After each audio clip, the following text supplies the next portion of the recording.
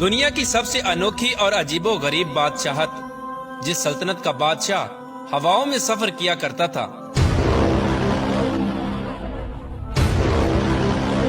اور ایک ایسی حسین و جمیل ملکہ جو جنات کی اولاد میں سے تھی۔ یہ اپنی سلطنت کی سب سے خوبصورت شہزادی تھی، جس کی قوم آگ اور سورج کی پوجا کیا کرتی تھی۔ پیارے دوستو، دنیا کی یہ سب سے منفرد اور عجیب و غریب بادشاہت اللہ تبارک و تعالی نے کس کو عطا فرمائی تھی؟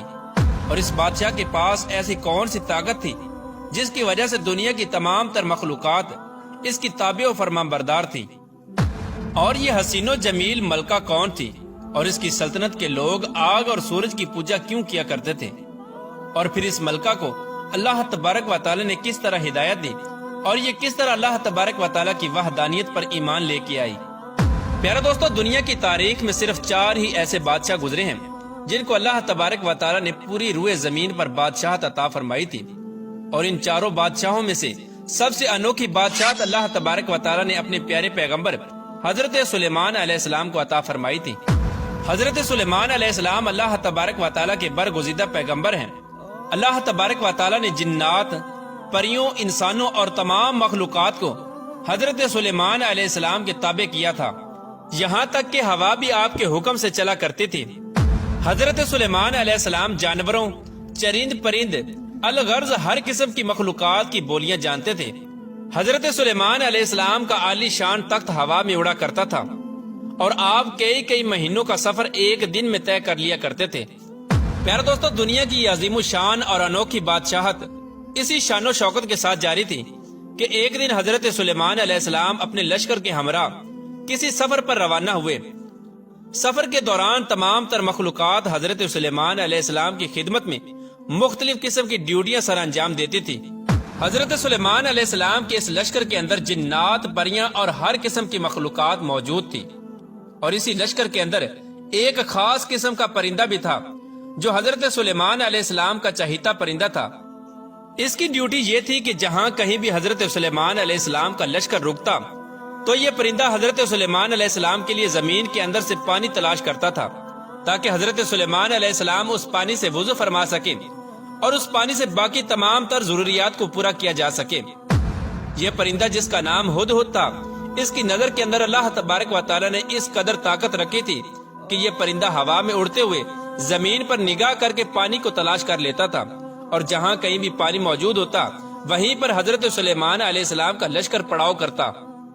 حضرت سلیمان علیہ السلام کے پاس ایک ایسی انگوٹھی تھی جس کے اوپر اللہ تبارک و تعالیٰ کا اسم اعظم کنندہ تھا، جس کی وجہ سے تمام تر مخلوقات حضرت سلیمان علیہ السلام کی تابع اور فرمان بردار ہو گئی تھی۔ پیارے دوستو، اس جاری سفر کے دوران حضرت سلیمان علیہ السلام اور ان کے لشکر نے ایک مقام پر پڑاؤ کیا، اور وہاں پر پانی کی ضرورت پیش آئی تو حضرت سلیمان علیہ السلام نے اپنے چہیتے پرندے یعنی ہدہد کو طلب کیا تاکہ وہ پانی تلاش کریں، لیکن ہدہد وہاں پر موجود نہ تھا۔ یہ پرندہ اپنی ڈیوٹی سے غائب تھا۔ چنانچہ حضرت سلیمان علیہ السلام جلال سے فرمانے لگے کہ اگر آج ہدہد نے اپنے غائب ہونے کی قابل قبول وجہ نہ بتائی تو آج میں اس کو سخت سزا دوں گا۔ چنانچہ ابھی کچھ دیر ہی گزری تھی کہ اسی دوران ہدہد حضرت سلیمان علیہ السلام کی بارگاہ میں حاضر ہوا، اور حضرت سلیمان علیہ السلام کے جلال کو دیکھ کر ان سے معذرت کرنے لگا۔ تو حضرت سلیمان علیہ السلام نے ہدہد سے پوچھا کہ تم کہاں غائب تھے؟ تو ہدہد نے حضرت سلیمان علیہ السلام کی بارگاہ میں عرض کی، یا نبی اللہ، آج میں آپ کے لیے ایک عجیب و غریب خبر لایا ہوں۔ حضرت سلیمان علیہ السلام کے دریافت کرنے پر ہدہد نے بتایا کہ میں آج ایک عجیب و غریب ملک میں گیا جہاں ایک حسین و جمیل ملکہ حکومت کرتی ہے جس کا نام بلقیس ہے۔ اس سلطنت کے لوگوں کو اللہ تبارک و تعالیٰ نے بے شمار نعمتوں سے نوازا ہے، لیکن اللہ تبارک و تعالیٰ کی بے شمار نعمتوں کے باوجود بھی وہ لوگ آگ اور سورج کی پوجا کرتے ہیں، اور اس خوبصورت حسین و جمیل ملکہ بلقیس کا ایک عالی شان تخت بھی ہے جو 30 گز لمبا اور چوڑا ہے، جس پر خوبصورت ہیرے، موتی اور جواہرات جڑے ہوئے ہیں۔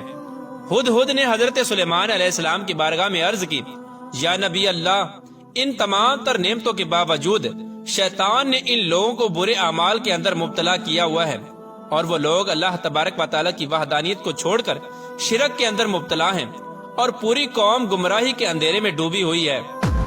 چونکہ حضرت سلیمان علیہ السلام اللہ تبارک و تعالیٰ کے برگزیدہ پیغمبر تھے، جب انہوں نے یہ بات سنی کہ وہ قوم اللہ تبارک و تعالیٰ کے سوا کسی اور کی پوجا کرتی ہے، تو حضرت سلیمان علیہ السلام نے ان کو دعوت حق دینے کا فیصلہ کیا اور اس ملک کی ملکہ کے نام ایک خط لکھا۔ اس خط کے اندر حضرت سلیمان علیہ السلام نے تحریر فرمایا کہ حضرت سلیمان علیہ السلام کی طرف سے یہ عزت والا خط ملکہ بلقیس کے نام۔ انسان کو اپنی طاقت اور قوت پر ہرگز ناز نہیں کرنا چاہیے، بلکہ اللہ تبارک و تعالیٰ کی وحدانیت کے حضور جھک جانا چاہیے۔ حضرت سلیمان علیہ السلام نے اس خط کو تحریر کر کے ہدہد کے حوالے کر دیا اور ہدہد کو یہ حکم دیا کہ یہ خط ملکہ بلقیس تک پہنچا دے۔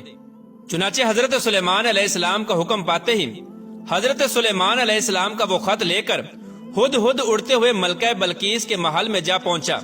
ملکہ بلقیس اس وقت اپنے عالی شان محل کے اندر آرام فرما رہی تھی۔ ہدہد روشن دان کے رستے سے ملکہ بلقیس کے محل میں داخل ہوا اور حضرت سلیمان علیہ السلام کا وہ خط ملکہ بلقیس کے سینے پر رکھ کر واپس نکل آیا۔ چنانچہ ملکہ بلقیس کی جب آنکھ کھلی تو وہ یہ خط دے کر پریشان ہو گئیں۔ جب انہوں نے خط پڑھا تو اپنے حواریوں سے حضرت سلیمان علیہ السلام کے بارے میں دریافت کرنے لگی کہ یہ کون سا بادشاہ ہے اور کہاں کا رہنے والا ہے۔ چنانچہ درباریوں نے ملکہ بلقیس کو بتایا کہ حضرت سلیمان علیہ السلام بہت ہی طاقتور اور جلیل القدر